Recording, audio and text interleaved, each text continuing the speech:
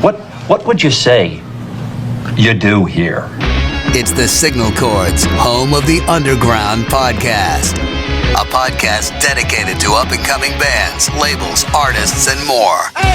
Plug in and join your host, Brad Nunnery, as he dives deep into what the future of music has to hold and discover something new along the way. What else do you have to do? Hey, this is Andrew from Hey Slugger, and you're listening to Signal Chords, home of the Underground podcast.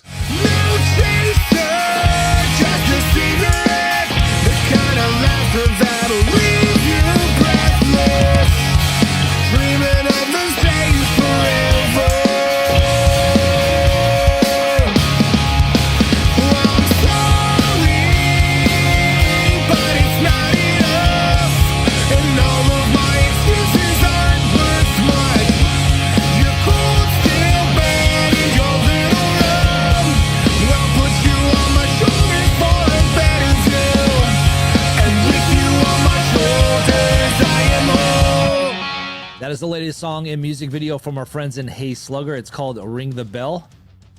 Really killer pop punk band out of Southern Ontario. Thank you so much to Andrew for providing that promo for us. Really do appreciate it, man. And if you want to find out more about Hey Slugger, you can check out their handle right there, and it'll take you to everything Hey Slugger.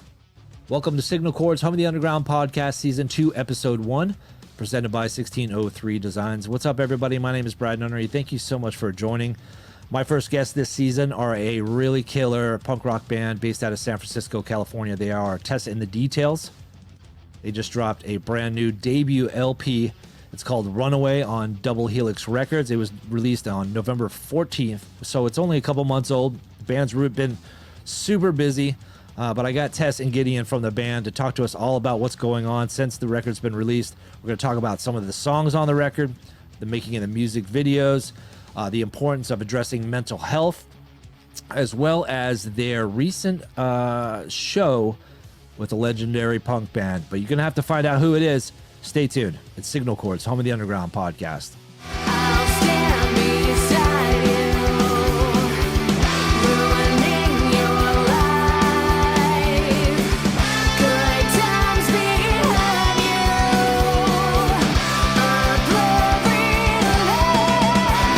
When I on my way to 29, it felt just like a canary in a coal mine. And I won't deny, can I lie? Now that pressure's all the time. When you are terminally, it's pitch black inside this mind, but I'm doing alright. I'll just disconnect my thoughts from my feelings, but that's a dream to be just fine.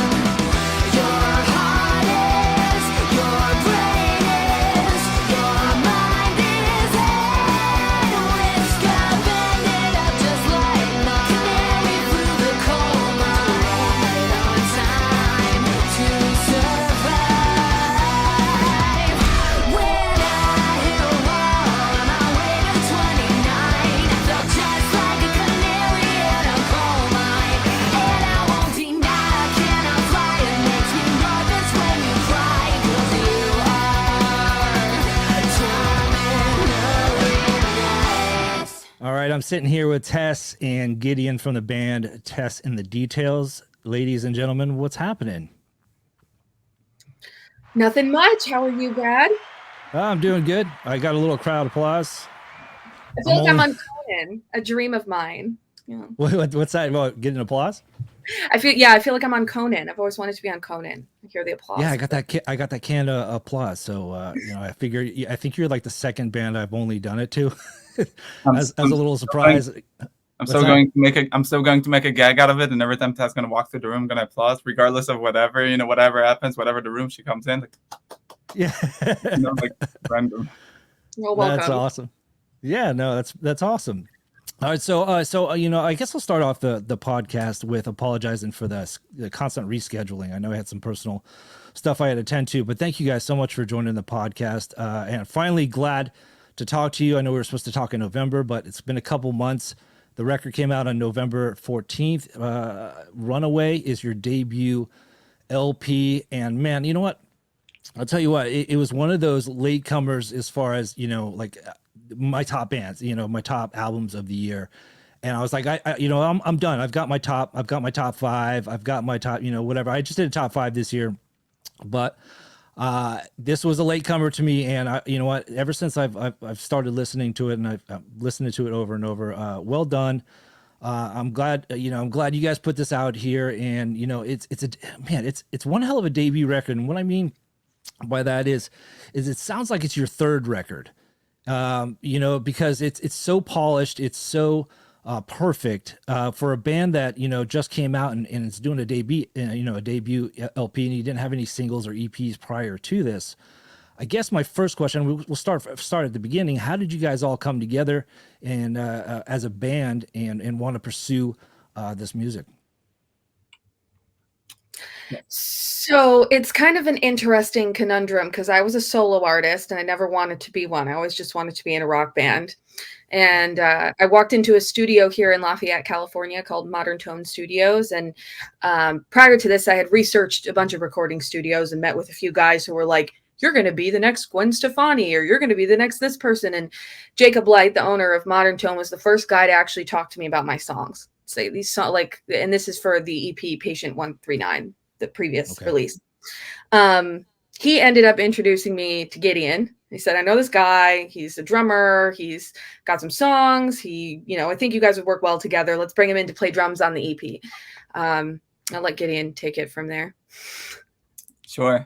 So yeah, Jacob was a dear friend of mine from years ago. We played in bands together. And when Jacob, hits me up and like, hey, there's an interesting project coming in, I listen, I pick up the phone and I show up. And the moment I walked through the door and I met Tess, we immediately, connected. We had a really great fit, both musically and personally. Sure.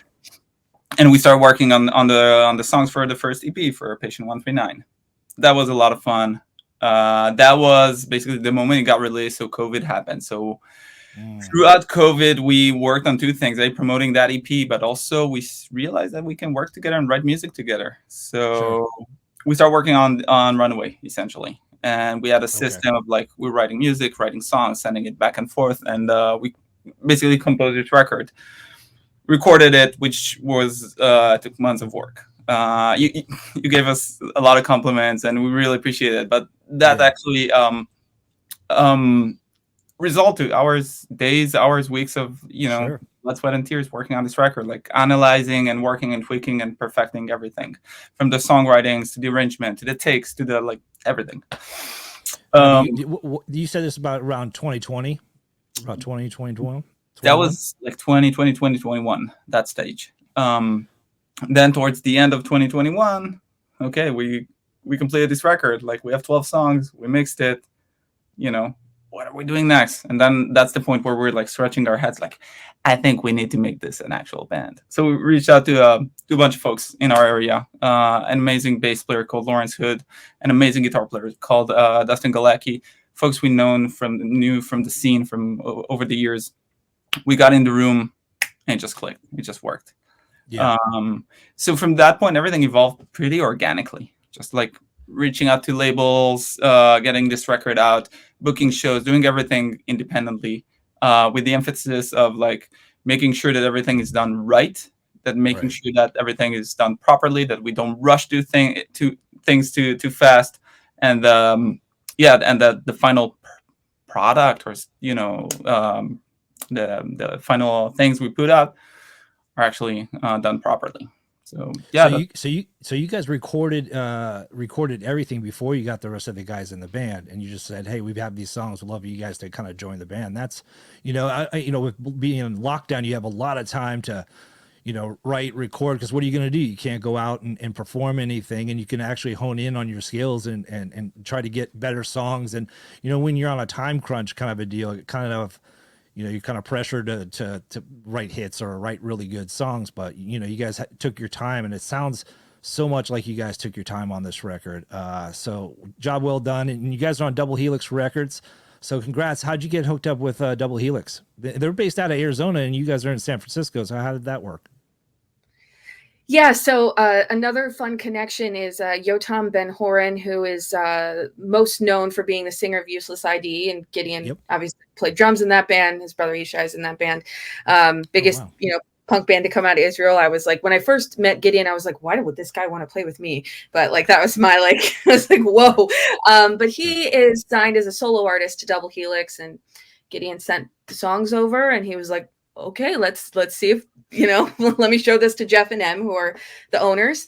And they connected with us immediately, had the same mindset of just working really hard and doing things the proper way rather than rushing through or promising us all these crazy things. We wanted to work with people who care about music, and they are music first, vinyl first, which was really awesome for us because I've never put anything out on vinyl. And it really encouraged us to just be ourselves. And I think that in a label, especially for a really young band like us, that was very important.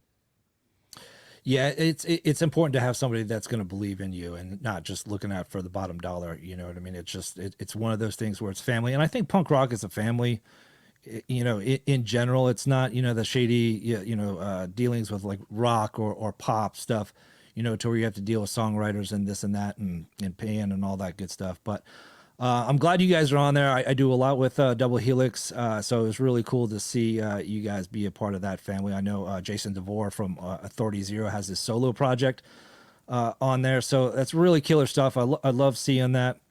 Now, going into the making of the record, was there a kind of a goal of like how you wanted it to sound, or is there anything that way the bass sounds with Gideon, with the way your drums are, Tess with your vocals? What were the kind of the goals, the main goals going into this record and making sure everything goes tight? I remember when we went into the studio, it was so Tess had a vision. She had a clear picture of what she had in mind, and I came from a different approach. I was like, F the fusion, let's just focus on making the best record we can, and let's not get distracted or derailed by things like, does it meet the vision? Does it fall under that frame? Like, let's focus on the songs, then on the takes, and then on the production. And at the end of this process, I have a feeling that we'll end up with something that we're way more satisfied and happy and proud of, as opposed to us like chasing this goal mindset, rainbow, whatever you want to call it. So that basically what led us into our process. So we were working on everything together. Everything was a brainstorming session, and we wanted to make sure that everything serves the song. Of course, we came with references. Of course, we came with like, oh, Bad Religion did it that way, and Green Day did it that way, and Rise Against did it that way, and that kind of reminds me of whatever. But we try to not follow anybody's footsteps. Yes, of course, take like the references and take inspiration and all that. But at the end of the day, we wanted, and I have a feeling we kind of managed to pull it off, not to reinvent the wheel, but to generate something that is cool, people will enjoy, familiar. It's familiar, of course. But it's kind of like continuing the heritage of some of the bands I mentioned and a lot of bands in that genre. No, I love the fact that bands are still carrying that torch of that 90s, that sound of the punk rock, because that's what I've loved, growing up, the Fat Record sound, the Epitaph sound, just real melodic punk, skate punk, melodic punk. I love all of it. I used to try to find every single band in the world back in the day, as many bands as I could, which is probably the reason why I'm here 48 years later and doing a podcast. So no, you said that you recorded or wrote Runaway first. Is that the reason why you named the album Runaway? And what's up with the artwork? Was there some kind of deep meaning with the artwork? Because number one, I love it. I love the color scheme. I love the way it's laid out. So and the vinyl is really great too. So if you're out there, grab a vinyl. It's beautiful. Well, thank you. Yeah, so the artwork is kind of my baby. I'm a big fan of bands that have like a theme, and that they have Easter eggs, and they create their own myths and legends along the way. And the way everything was laid out, like we have this big booklet that every song's got a little symbol. And I wanted it to feel like something when somebody opens it that they're like on a treasure hunt. figuring out the themes of the record and how the lyrics tie together. Yeah. And the Canary was this thing that Gideon and I had been throwing back and forth since forever. Canary was actually the first song we wrote together, which is crazy. And then it ended up being the first single. So we went back and forth on the name a bunch of times, but having Canary and then a big canary on the thing, we were like, it's kind of hitch over the head, but Runaway, and then there's a bird in a cage. It's this juxtaposition of light and dark that exists on this album all over the place. Like songs that are really poppy and melody have the darkest lyrics, and songs that have the, darkest melodies. It's all about duality. And I think that the artwork being so stark and being so classic was something that ended up throwing that, vision portion that I'm so, attached to as like an artistic weirdo, is like threw it into the right perspective to help us not only communicate the music, but to communicate like us as a band. Sure. And it helps a fan out. Speaking of being a fan, it helps a fan out kind of, I'll always remember that record. I always remember the Heavy Petting Zoo by No Effects. I mean, like, there's certain like albums that, like, okay, I remember that sound, I remember where I was, and that's when you do something that it puts that added bonus to it, to you won't forget it, kind of a deal. And it's great. Like I said, it's awesome.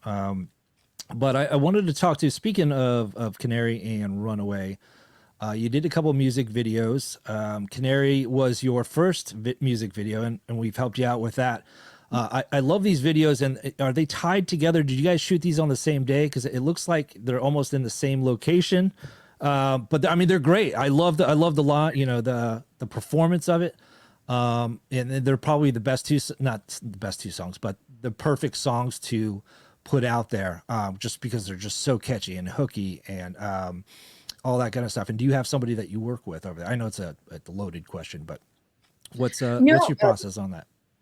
Yeah, so we did shoot it in the same place. Our bass player, our bass player works at an internet company that had this wicked warehouse in Oakland. And we were like, okay, that's awesome. Yeah, let's figure it out. And they were fabulous. And we shot them back to back in different parts. And one, at twilight, and one kind of a little bit later. And one had the storyline, and one was performance. But wanted them to have the same feel. To like establish what our feel was. And it's just, classic punk rock, like band doing its thing. Yeah. We're a big performance band. We love playing live. Our live show is extremely important to us. So we wanted to do the fun little, like, we worked with a director, Devin Zamora, and his crew, called Cut and Develop. They were awesome. And he helped us kind of develop this like Scooby-Doo meets Alfred Hitchcock storyline for Canary. Cause I love all the little Easter eggs and the fun, kind of reverse engineering of like a Hitchcock femme fatale. And then we wanted straight up like a rock and roll performance video where we're doing our thing. So it was just really, really fun. And very observant. It was the same place, but boots tight and I fight, holding on for dear life. Take a chance on me, it's a thrill, take the ride. I'm a natural born runaway.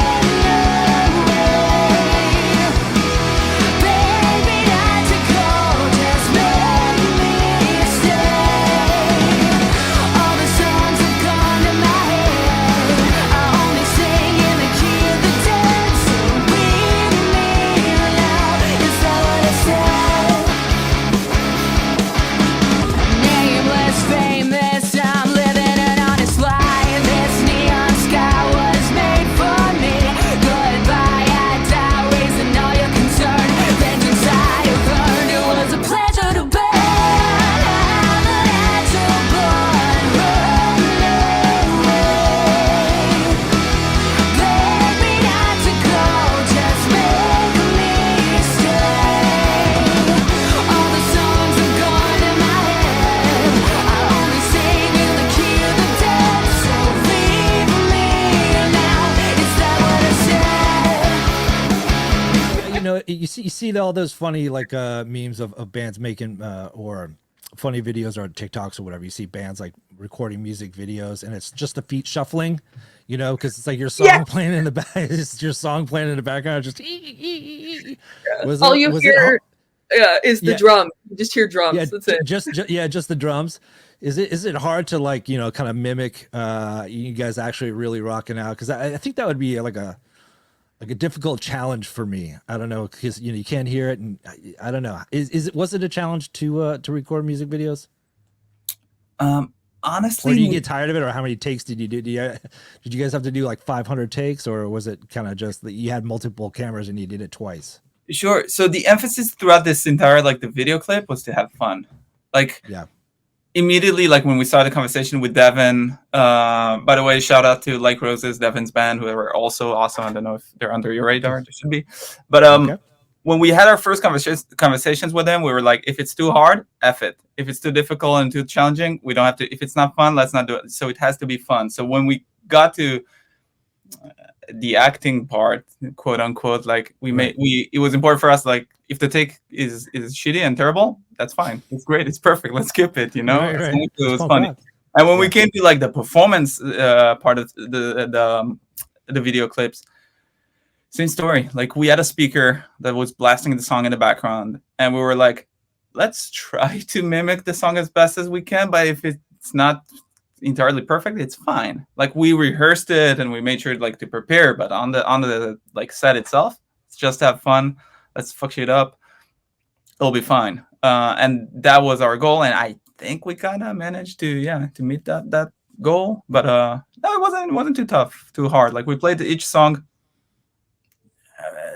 Four times. 4 or 5 times. 5 times. Yeah, it's not bad. I mean, that's it's at least you're not pulling an 8-hour shift, and you have to take a lunch break and try to recapture the moment. And by the time you guys play these songs live, you're just like you're over it because you guys mimicked it so many times. But it must be good to get out there. And we're going to talk about your shows that you've played with, that you've played already, because you guys have been super busy from what I see on socials, and a lot of really killer bands. So yeah, let's go ahead and talk about that. I'm going to break my script here. So, you guys are focusing on the live shows, and I know that you guys had your debut record release party like in December at Bottom of the Hill, right? That's a really popular place in San Francisco, isn't it? Yeah, it's a legendary venue, and it's funny. It's the first place we played as a band. Our first show somehow was at Bottom of the Hill, opening up for this band called Skating Polly. And the room was super full, and I was really nervous. And then looking back at that show and then seeing us have our own crowd at that place as a headliner was a really, really significant and surreal. So big shout to all of the people who run Bottom of the Hill. Lynn and her entire team were amazing throughout. And me and Gideon were out in like Oakland and Berkeley, stapling flyers to trees and talking to people and filming videos and doing online stuff. And it was a really great exercise in like what a hardworking band looks like and does to make sure that things are successful. But that show was a watershed moment. Like we did a bunch of new stuff. We played for 45 minutes, which we haven't played before. Like we played a longer set. And it really felt like all of the things that we've been working toward are kind of coming together, and it was really inspiring. So yeah, Bottom of the Hill is the best room in San Francisco. I mean, it's just, everyone's played there. Everyone who wants to play there should reach out. Like it's a fabulous, fabulous place. Yeah, it seems to be there's no limitations if you're in a band, because it seems there's a lot of punk rock. I mean, there's a lot of punk rock, bands that come out of there. Even rock.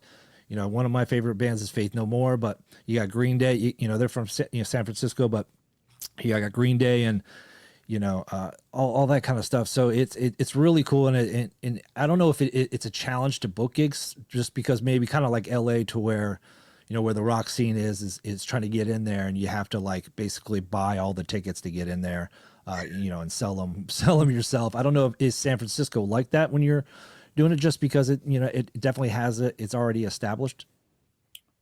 There's not a lot of pay to play kind of clubs here in San Francisco. Like that's not true. We came across like 1 or 2, but we immediately realized like not only that it's not a comfortable, convenient place to be in, we don't want to collaborate with that kind of venues. The rest of the venues we work with, we understand where they're coming from. They need to make a profit. They need to keep their doors open. They need to work hard. So we want to match their expectations. So we're going to work hard. We're going to promote the show. of course, when we work with a promoter and that's his title, we're not relying 100% on the promoter to do the heavy lifting. We need to do the heavy lifting. We need to promote those shows to make sure that everybody in that ecosystem is making a profit and, managing to sustain their business. That's one part. Another part is that's our business. Like, it's within our best interest to make sure that there are people coming to those shows and people are enjoying our band and the rest of the bands. They're buying merch and they're having drinks at the bar and everybody's like making this scene thing happen. And here in San Francisco, there's not a ton, but there's a lot of good venues, both like well established, organized, and also like the DIY scene is alive and kicking. So there's a lot of like small, medium-sized independent clubs, but also the small, medium, large venues that are amazing. Very, very, we're very lucky and happy to live in this area with this kind of infrastructure. And because like probably about 90% of my favorite punk bands come from California, no matter if it's Southern California or Northern California, So I lived out in California for a couple of years, but I didn't have enough money to go to. I was making $11 an hour and couldn't afford to go to shows and all that kind of stuff. But it's one of those things where here in Orlando we have. It's despicable, right? It's like mom and pop shop left and right, unless you're House of Blues or you're at the Hard Rock. There's some really cool venues here, don't get me wrong, but they're about 20 minutes, 30 minutes from each other. It's not like kind of like this hub where there's kind of strip or bars you can play at, or multiple bands are playing, like kind of like Nashville is, or that kind of stuff. So it's either like, am I driving 45 minutes or am I driving an hour and a half? It's kind of one of those things to where it's like, it's not like a scene. You have to actually make it an event here in Orlando. And that's what kind of the challenge is here. And with a lot of California bands or bands that I like, it's like, please play Orlando. And I'm that one guy on the internet that says, please play Orlando. You know what I mean? Because I know there's a lot of, I'm sure you guys get Brazil. that. Yeah. Yeah. It's Yeah, always yeah. come to Orlando or come to Brazil. Come to Brazil. Yeah. You'll get there. You'll get there one day. Well, speaking of which, where's a place that you guys would love to play? What's your mecca of places that you would love to play?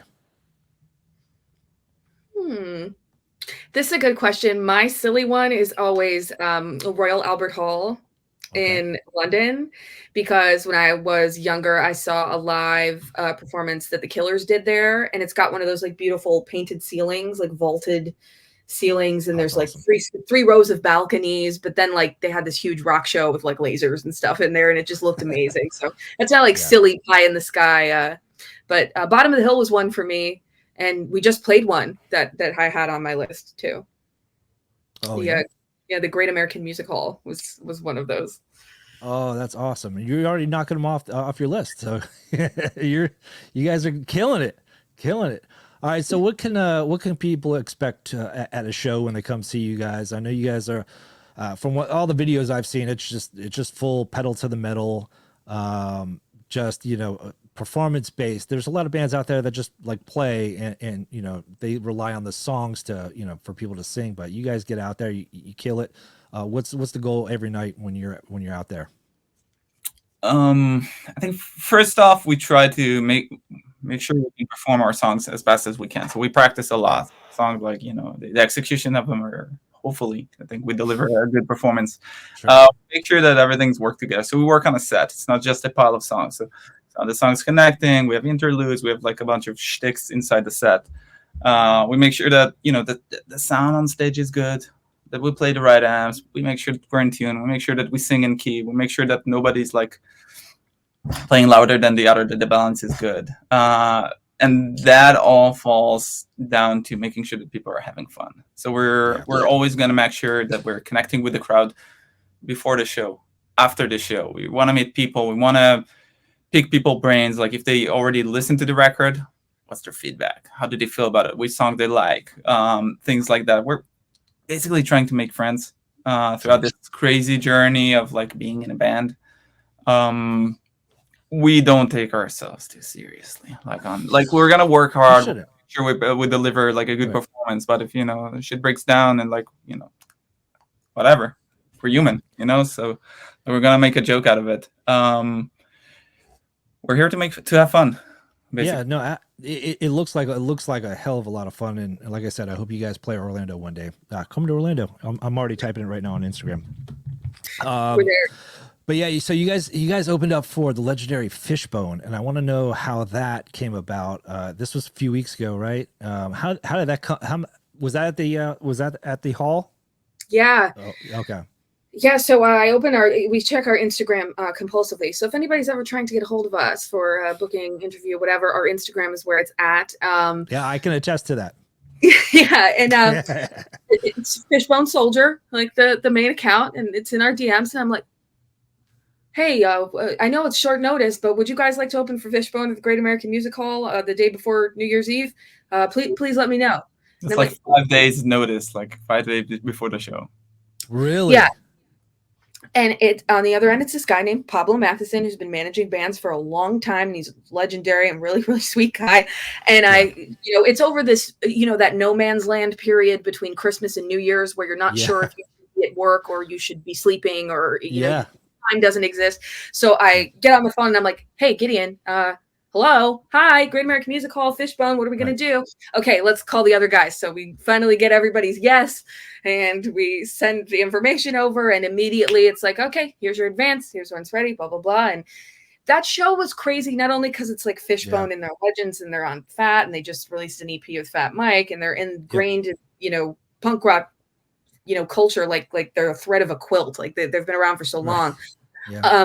But it's the Great American Music Hall, which we've all seen shows at and gone to, and so many incredible people have played there. And it was kind of another one of those moments of like, why us? Like, why our little band? Like, what's going on?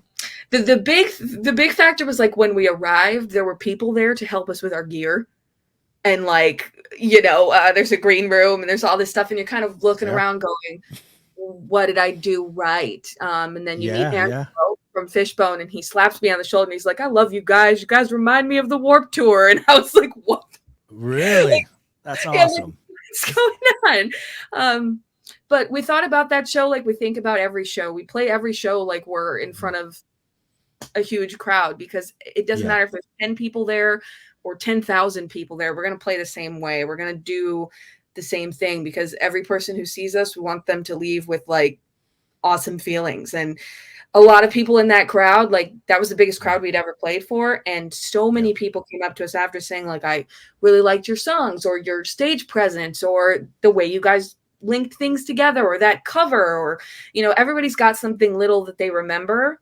And that's always a success. Like even if we play for 20 people and we drove way too far and it was, if one person comes up to me and says, that was awesome, I'm chill. Like that's amazing. But that show was like a complete what the fuck moment for me. Like why and like how. Step out of your body kind of surreal experience, right?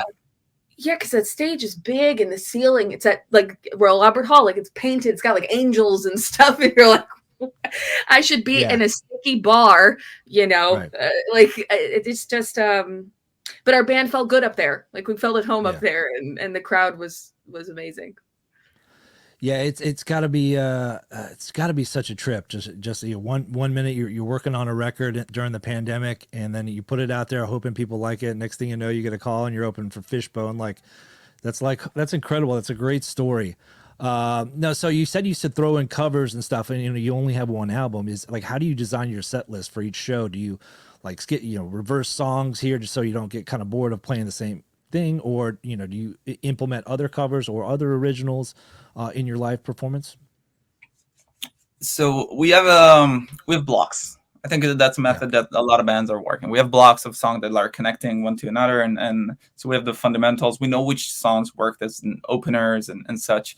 We also try to at first we try to adapt to the room and to the other bands and to the and with time we learned that like after that, let's do whatever is comfortable for us. Like, we're the prettiest and we're comfortable. So we learned to work with the set that we're comfortable with, that we played the best way, that would actually make sense. And in terms of covers, I say this as a person who hates playing covers, but in recent years it kind of grew on me. So I learned that one thing that works, you get a little older, a little wiser. I'm not sure about the wiser, but Yeah. I learned that, like, you can come into the practice space with like, I have a vision for me and the vision talk again. Like, I want to do cover that band, and then everybody's like trying to play that song. Like, yeah, it's not really there. It doesn't really work. And then you try another idea that was weird for you, but we actually executed pretty well. Like, that's the song that sits well with our sound, tone, playability, all that stuff. So again, going back into playing what's comfortable and what's actually working, that's how we choose covers nowadays. Of course, we try to enter something that will be like, like surprising and fun and also popular. Right. We play covers and everything. Yeah, we're not necessarily going to go against the wall and like, we really want to do that, like one specific song by whoever. And at the end of the day, we shit the bed. That's not going to happen. No, it's all good. Sorry. So let's talk about, my dogs are here. Sorry. They say hello. Yeah, they're interrupting. They need to go out. Anyways, let's talk about some of the songs. We talked about Runaway for a little bit, but we didn't really get into detail. We just talked about the music videos. I love how deep the lyrics are.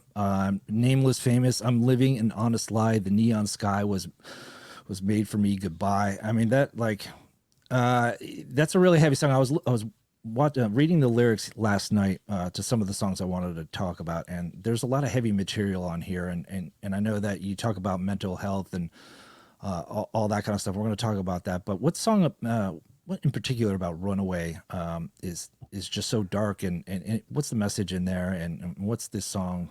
All right, guys. All right. Aw, bow wow wow. Aw. Yeah, sorry about that. That's Bosun. But yeah, so Biscuit. good. The darkness, yes. The lyrics on Runaway is kind of the exploration of like what you do when you give in to self-destruction and how people can romanticize that. Like you romanticize your own downfall, and it becomes this kind of like oh, I'm so messed up and it's so beautiful, and like, that exploring that kind of idea, like what it is to give into kind of the worst part of yourself and then just like let everything go. There's this quote from, this is going to make me sound like a college film major, but forgive me. Like there's this quote from Fight Club that stuck out to me, is like, losing all hope is freedom. Like once you break yourself down to nothing, then you're free. Like you can build yourself back up into whoever you want to be. So Runaway is kind of like the breakdown. Like, what does that look like? What does it sound like? Okay. The high contrast in the verses and the way the chorus explodes kind of represents these huge ups and downs that everyone experiences in life. But it's kind of like the fuck it, I'm messed up, but I can get past it kind of song. But it's also the like, let's burn it all down kind of lyrical imagery. No, I love it. I love it. It's perfect, and it fits perfect. Knowing that beyond those lyrics. So let's talk about one of my favorite songs from the record, "Unnatural Disaster."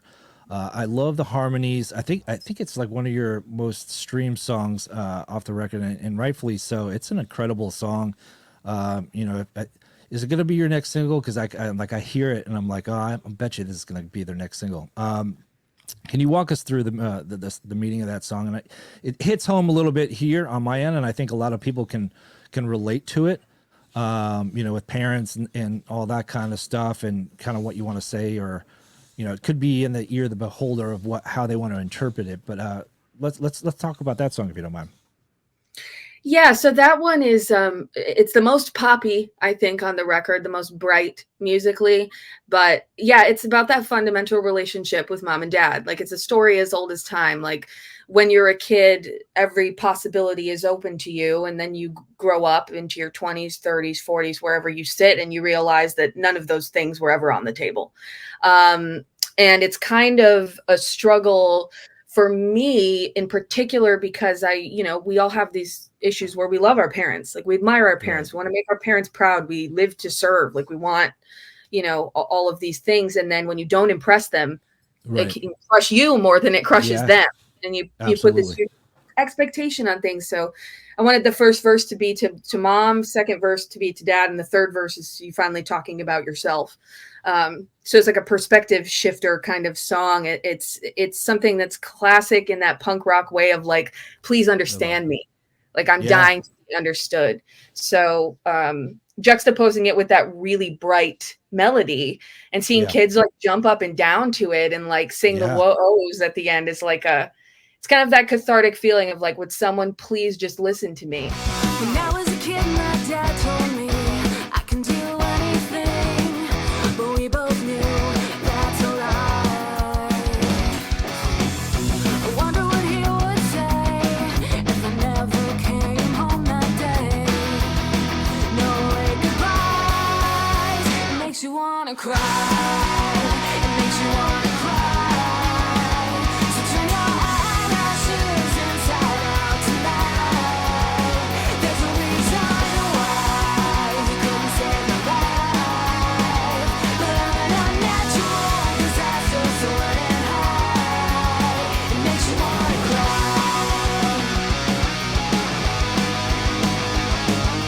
I'm sorry that it hits home, but I'm also glad because it means we're all Yeah. kind of in this, you know, this weird Yeah, thing. you know, I think the older I get, the more I'm okay with like stuff. And I didn't have a bad childhood. I had a great childhood, but it's like those certain things to where it's like, you know, when you're maybe in your teens or in your early 20s and you're still dealing with mom and dad and they're telling you, or you're still on, you know, on their car insurance or whatnot, or they're paying your tuition to college or whatnot, you know. It just seems to be, you know, one of those songs I think it would have got me, you know, really in the pump house, you know, a little bit younger. But I could still relate to it because I still feel like I'm that little kid, you know, I'm still that little kid, even though I'm 48, I'm still like, you know, I'm still 23, I'm still 18, I'm still 19, you know what I mean? So that's what I love about that song, and, you know, well done on it. So I wanted to talk to you about it. It's very, very moving to hear. It's one of my favorites too. And I think the charm of it is the flaws in it and the honesty of it. Because we're all kind of messed up. Like we're all not all there. The screws are loose, you know? Right. So just being okay with that. And there's also forgiveness in that song, forgiving them, your parents, for the things, you know, it's their first time having a kid too. So like, Right. what does everybody know, you know? Oh no, I got 3 kids at home and I'm learning that. So I'm trying like every day not to F it up and have my kids crying in the car listening to the songs and saying that I ruined their childhood. You know what I mean? I'm living every day. But so the other song I wanted to talk about, and it's probably a random song, probably because when bands release debut records or like a really killer record, and then like what are they gonna do for that last song? Like a lot of times a lot of bands will go to ballads, or they'll just go with something that just straight in your face kind of a deal, and then it just ends it. But No Grave, I was driving to work and I'm like, what the hell? What is this? It's like the most unique song on the record. And it's, you know, to me, it sounds like one of those smoky bar like tunes. That's the only way I can describe it. I don't know if it's not meant to be an insult or anything. It just reminds me of just that, you know, you just see somebody, you know, see a band in a bar, you know, and it's just full of smoke, and it's a really cool feel to that song. Let's talk about that song and how that all came about. No Grave is an interesting one because it originally came in as like a Band on the Run. Like there was like a different first verse for it that was like really fast, and then it kind of devolved. And then we kind of leaned into that like you know, dirge, like Johnny Cash, like storytelling, and kind of like this really like smoky. I listened to a lot of like Frank Sinatra, Dean Martin, Marilyn Monroe, like these voices that had a lot of breath in them. And it ultimately is like showing a bunch of different sides of the band throughout the record. But No Grave was just kind of this like way left field, slow, like you said, like smoky, kind of haunting dirge of a song. And it took a while to figure it out. Like the chorus of it took a long time to figure out. And we argued about every little thing in that song. Like, should there be a guitar solo here? Should there be a vocal run here? And then we're like, yeah, fuck it. We'll do both. Cause that's what we do.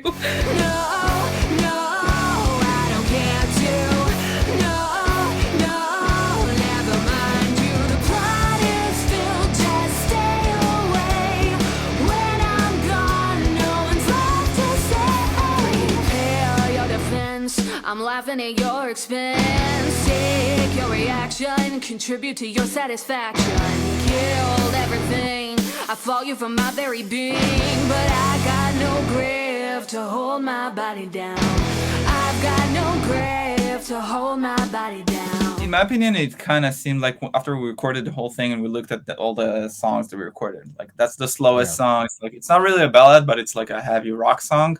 Yeah, That's, like a heavy rock. that's, Yeah. that's a closer, like written all over it. Like that's Oh like, no, that, it's a perfect song. I don't think that song would fit like halfway through the record. You know, it would deviate. But then that's what I'm saying. Like make that last song memorable. You know what I mean? Like either you're gonna go out really slow with a power ballad, or you know, because back in the 80s or 90s, whatever, bands would always put that, you know, that power ballad or that acoustic track always at the end, you know, and it's just like, oh, okay, cool, because they're kicking your ass for the, you know, the 10 tracks prior to. They're like, oh, we'll lighten up one more time, you know, because we need to bring you know, women into this audience because we can't slay them in there. I don't know, that's just my rambling, but no, you're right. It's a great, that's exactly it's a great like ending to the song. I'm sorry, go ahead. Yeah, the tradition is always have the heavy, you know, rock song at the end. You know, it's like in the book, like that, and have the fast, like 30 seconds D beat song as an opener. But yeah. Oh yeah, I could see the curtain drop and Blondie's Gotta Die, you know, that comes starts playing. Now speaking of Blondie's Gonna Die, I see that you guys included that track on the Wiretap Records compilation, right? So Rob over at Wiretap put you guys on there. How did that come about? In short, he's such an awesome. Oh, sorry. In short, he's such an awesome guy. Like we've been communicating with him for a while. He's been following our music. We've been following bands that he put out like for years.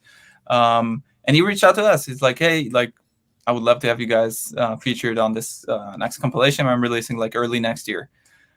And we're like stoked, awesome. And we started having the internal conversation of like, what song should we give? What song should we send him to like include? And then we're like, I don't know, he got himself into that trouble. Let's ask him. So we reached out to Rob and like, what song do you want to include? And immediately said, went like Blondie, like sick, easy, let's do it. And it's funny. We all listened to the compilation over the weekend. Amazing bands. Yeah, I've been working with Rob for past few years, and you know, I got involved in his record, you know, his record club, and it turned me on to so many different bands. I was talking to Brent from Taken Days the other day, and I was like, man, you know, the reason why I discovered you guys is because I was trying to build up my vinyl collection, because that's the bad habit I developed over the pandemic. Not drugs or, well, maybe a little bit of alcohol, but my other passion is vinyl now. To I guess to make up for all my CDs that I have. But so I did the Wiretap vinyl club, and Taken Days were on there, and I just noticed like a lot of these bands are just amazing. So yeah, Rob's doing good work over there.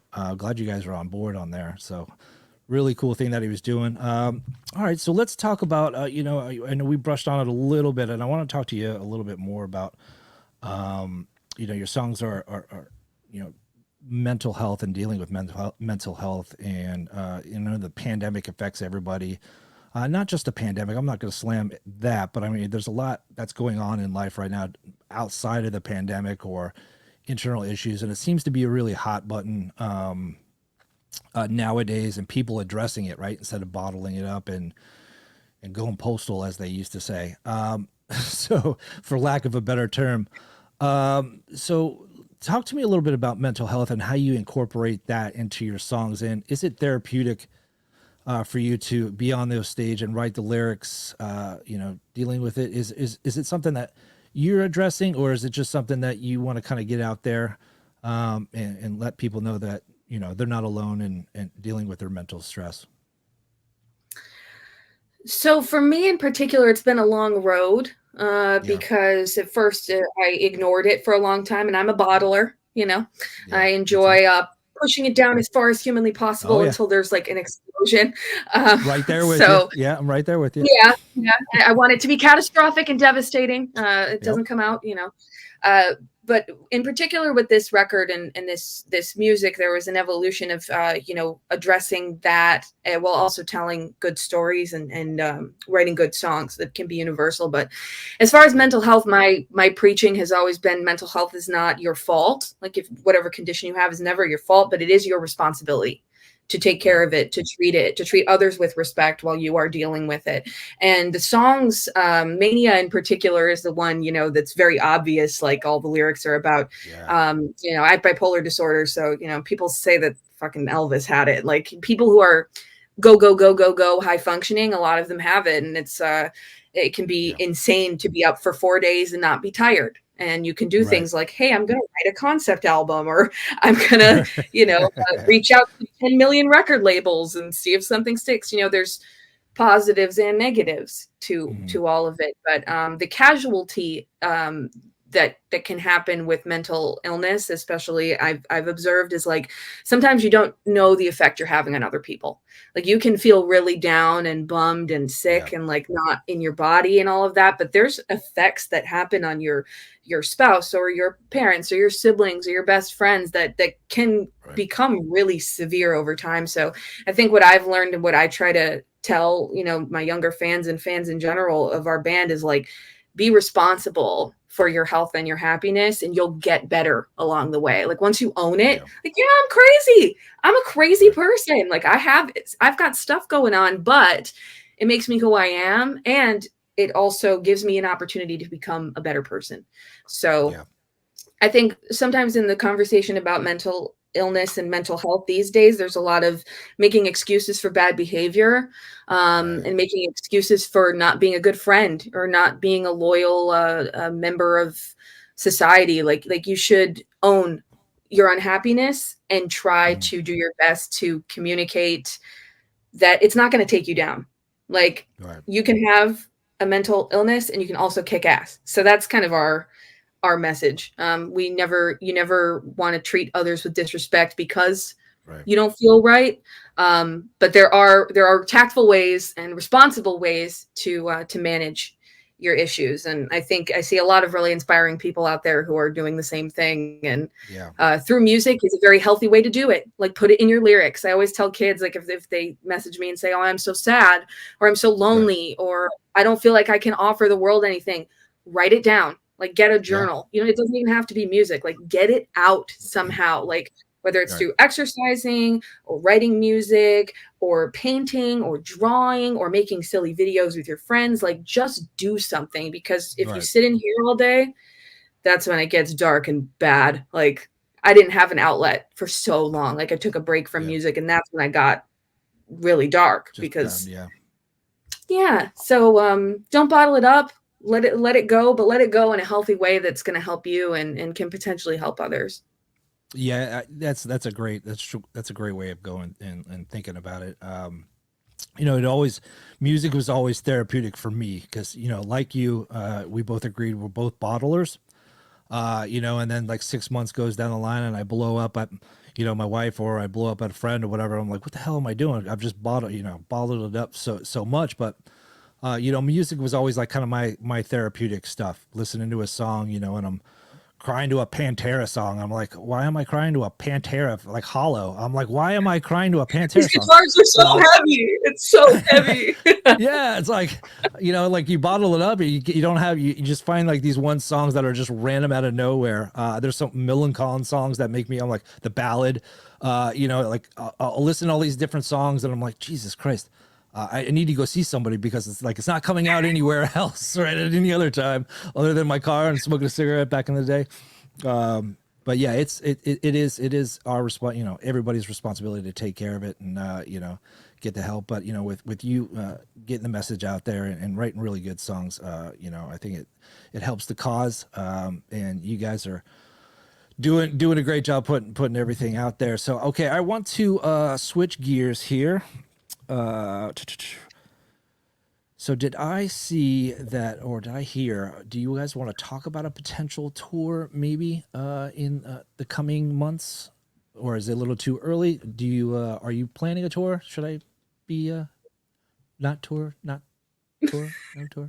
So we're always working, like mentioned earlier. We're always reaching out. We're always cooking opportunities. Right now, we're working on March. We're planning to go down south, southern part of California. Nothing too crazy, no big name dropping, nothing's official just yet, but we're working on that area. But we're constantly reaching out to bands, booking agencies, these kind of things. We want to make sure that when we go on the road, when we do an official tour, it's impactful and people are actually getting the opportunity to come and see us, as opposed to just hitting the road for 4 weeks plus or Right, whatever, just showing up.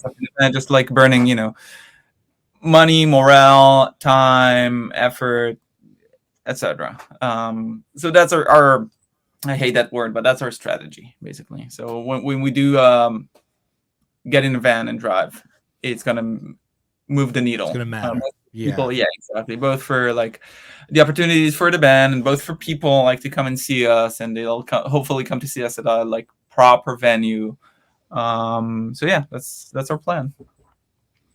Well, that's great, and I'm sure you guys.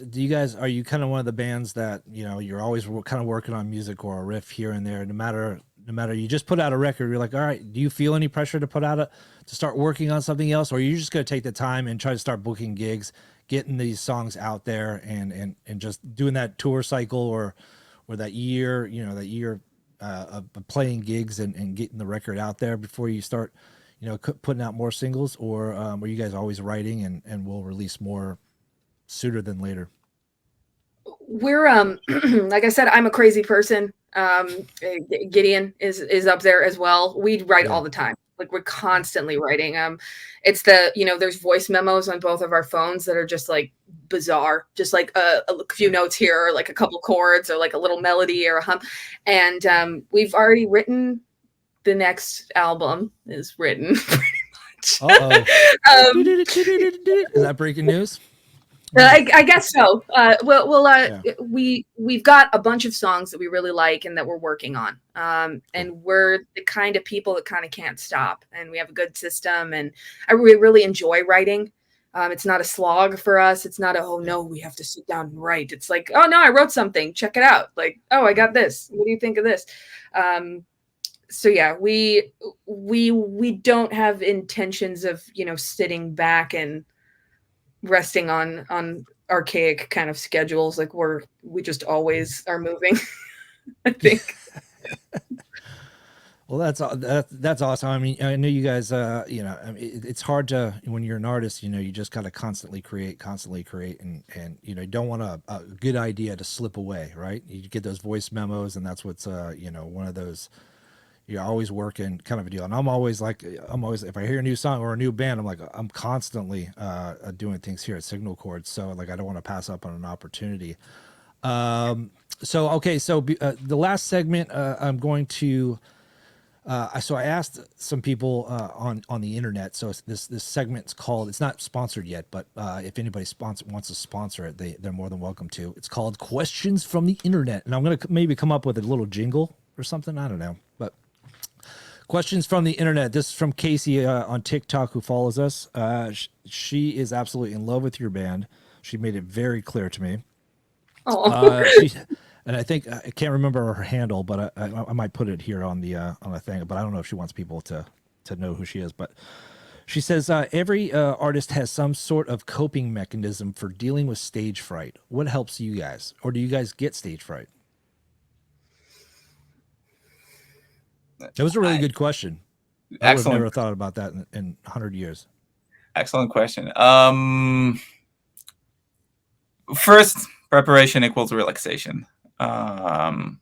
There's no substitute to being prepared. Both to like how you execute whatever it is you're up there delivering, like playing an instrument, singing, speaking, whatever. The more you practice, the more you're comfortable you get in your skin. Second, if you are working with an instrument, guitar, drums, whatever, get familiar with your gear. Make sure that you're fail-proof, that you have backup plan, that everything's working. You stress test it in a practice space, in sound check, wherever.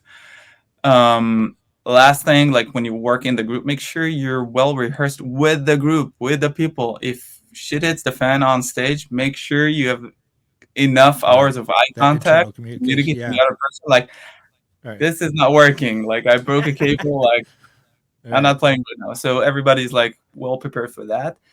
And between you and yourself, to know that if you play the wrong chord, you forgot a line, you dropped a stick, whatever happens on stage, the one person who's probably mostly care about this is you.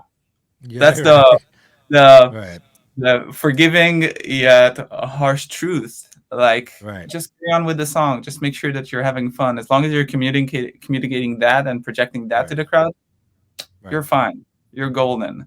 Because they look at the big picture. They look at the whole Sure. performance, the whole thing. So as long as you're like just powering through, you'll be fine. And lastly, something that really I don't get a lot of stage fright, especially not in recent years, but something I learned that when I do get like uncomfortable before shows or at shows or whatever, lean into it. Not Yeah. to go have Facing drinks it. or get a panic attack or like just lean into it. You're uncomfortable, live with it. Yeah. It's fine. It's legit. Everybody gets it. So like, Yeah. I just learn to accept it. Yeah. Just face it, and you know, there's nothing to be scared about anymore. You know what I mean? Like, yeah, just headwinds into it. You know what I mean? That's a perfect thing. Now, Tess, do you get stage fright at all? Is what Gideon said pretty much the same thing, or how do you deal with you know, being in a new band too, trying to perform and all that kind of stuff? There's heightened elements, and I know you had your solo career and all that kind of stuff, and Gideon, you've been in very popular bands, so like it's one of those things where you guys are kind of pretty used to it at this point. But Tess, do you get still nervous before you get on stage? Every time. Yeah. The last half an hour before we go on stage is like my I need a second time. Yeah. And it's not really nervousness, it's like anticipation and excitement and you know, really wanting to put on a good show. But in my brain, like if you don't get a little bit nervous before you play, you don't care enough. I just Yeah. want to put on a good show, and I want to make sure everybody leaves with a good experience. So that's what I'm Yeah. in my head about. But as soon as my foot hits the stage, I'm fine. I don't think about anything except being there, which is That's awesome. why I love playing live so much, because it's the only time my brain doesn't like torture me. Like I'm good on stage. It's my happy place, and a lot of people are like total adverse. Like I get nervous in small groups. Like when I'm with like 3 or 4 people, I'm like, ugh, I don't like this. But like on stage, Right. I'm totally good. But yeah, Yeah. the like 30 minutes or so before, I'm kind of I get a little in my head, but I think a little bit of that is healthy because it means you care about what you're doing. Sure. But being prepared can help you avoid a lot of it. Like it's improved a Yeah. lot. I became a much more literate person with my gear and my my guitar and with my playing, and practicing so much enables you to free up to do cooler things on stage too. So that would be my answer. Okay. No, that's great. All right. So Another last, go ahead, Gideon. Yeah, another quick tip, like be minded of your like teammates, your band. Like if you see that someone from your band like is a little stressed out, distract them. Like oftentimes like I'll put some like weird ass gypsy music and start dance like a weirdo in the backstage because I Yeah. can, marvelous dancer, and it helps like relaxes the rest of the group. So yeah, that's Yeah. another thing to keep in mind. No, that's Yeah, awesome. make That's me laugh. awesome. That's something that I would do too. It's something I'm totally for. All right. So this one comes from Francesco Santo from the band Weekend Cigarettes. Really killer skate punk band out of Italy. Really killer guys. They are on Punk Rock Radar Records and I forget the other record label. I think Cat's Claw. He already asked a question. We already answered. It's like, do you write all the lyrics, or does the whole band contribute? We already answered that with you and Gideon. But he said, who's your biggest inspiration when it comes to making music? This is a spicy question too. Yeah.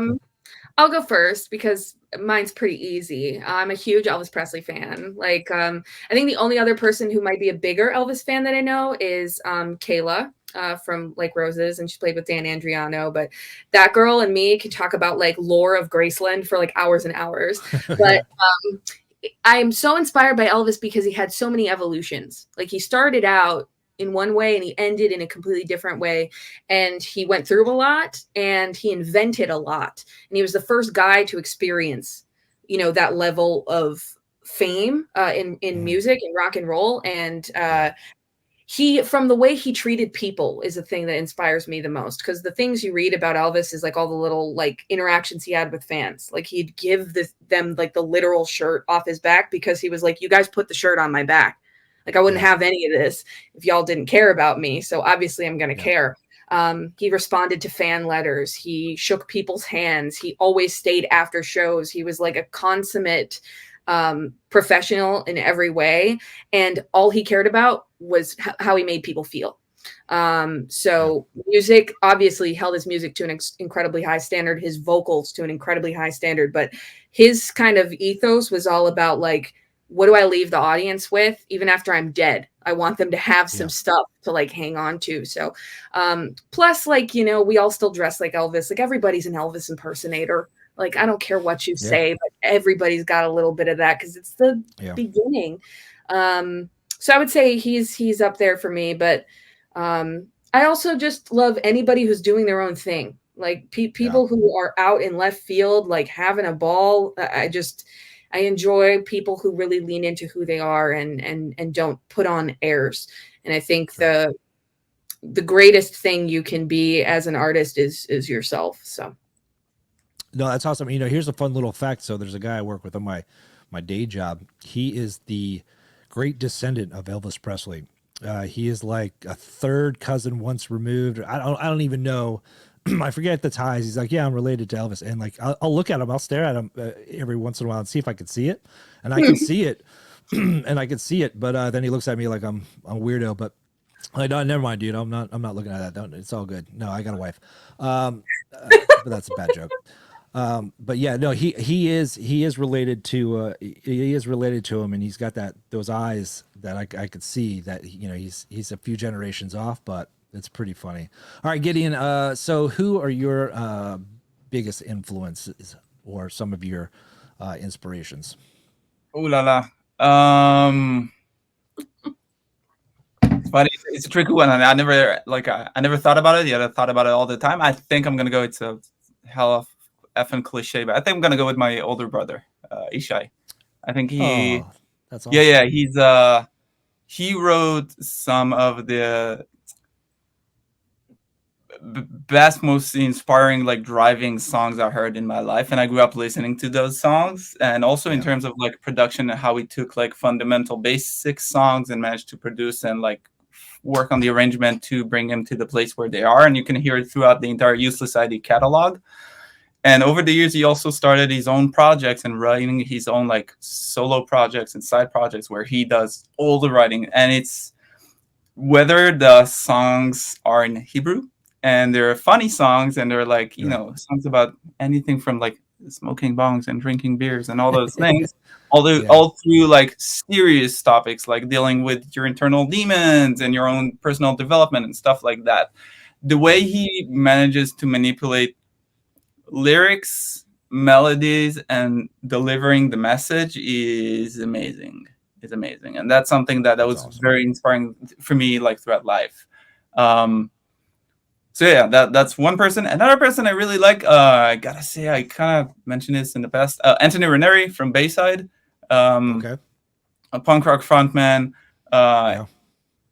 crazy lyricist. Like his storytelling abilities are amazing. Like he actually takes you by the hand and walks you through the song, and like it's like watching a movie. So I really enjoy him. He's an amazing guitar player. So the way he writes the actual guitar parts is it's perfect in your ass. No, that's awesome. That's, you know, that totally random. I mean, that's so great to have a brother, especially you know, that plays music and you guys are inspiring each other, and it's really cool, really touching. I remember like I'll watch Tom Brady, like, who's your hero? You know, who did you idolize? He's like, my dad, and then you're like, oh yeah, you crying, you know, and you know, but it's awesome to be able to have a brother to ping things off of and inspire you guys. So really cool. Well, thank you guys so much for joining the podcast. What is well, we know what's next, right? You guys gonna be booking some more gigs, new music down the line, but you got a new record already in the books. You got the record out. That's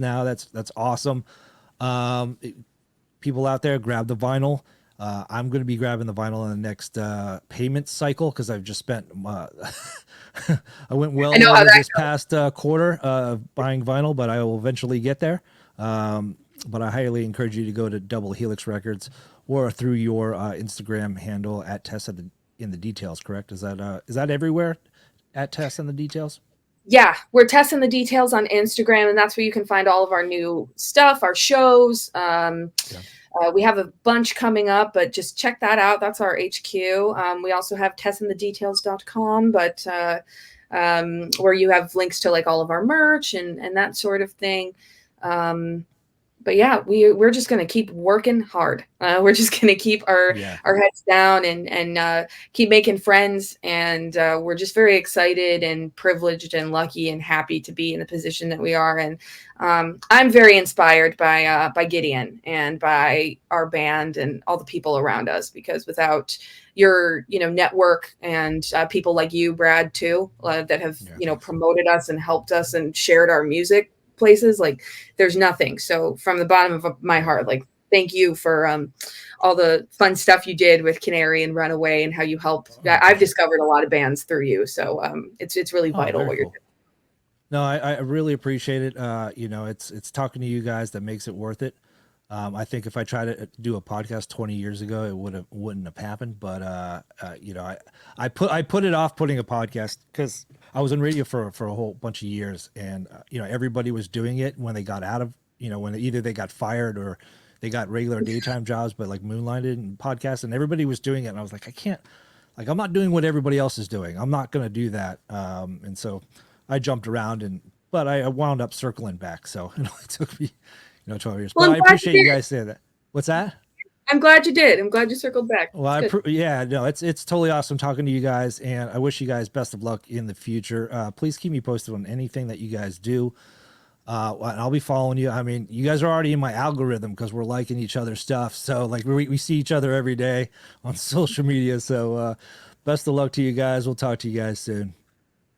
Thank you so much. Thank you so much.